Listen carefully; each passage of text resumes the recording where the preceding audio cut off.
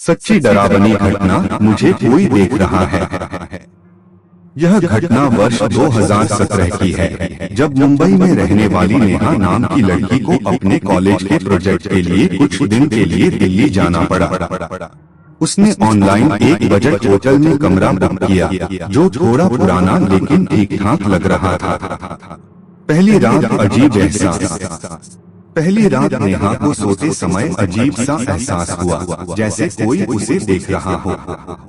वह घबरा गई, लेकिन खिड़की और दरवाजे चेक करने के बाद उसने इसे सिर्फ थकान समझा और सोने की कोशिश करने लगी।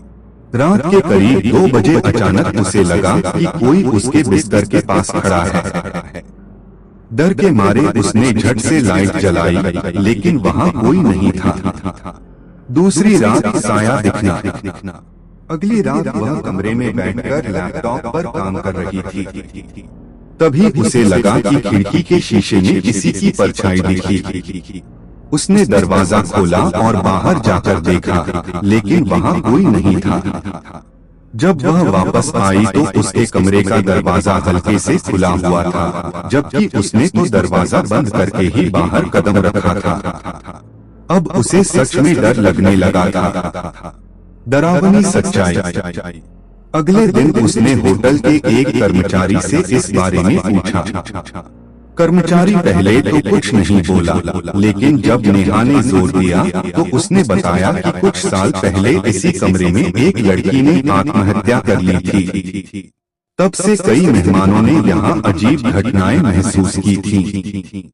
आखिरी रात सबसे भयानक अनुभव।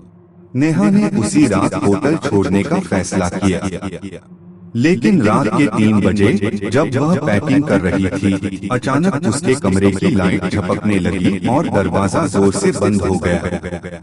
डर के मारे वह दरवाजा खोलने भागी, लेकिन दरवाजा अंदर से लॉक हो गया था, जबकि उसने लॉक नहीं किया था। तभी उसे अपने पीछे हल्की हंसी की आवाज सुनाई दी। वह कांप उठी और रोने लगी। कुछ देर बाद दरवाजा खुद ब खुद खुल गया।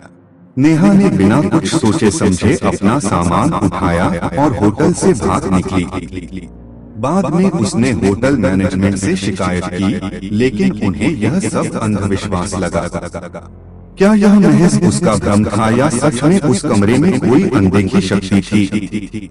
नेहा ने फिर कभी उस होटल की ओर मुड़कर नहीं देखा, लेकिन आज भी जब वह इस घटना को याद करती है तो उसकी रूह कांप उठती है।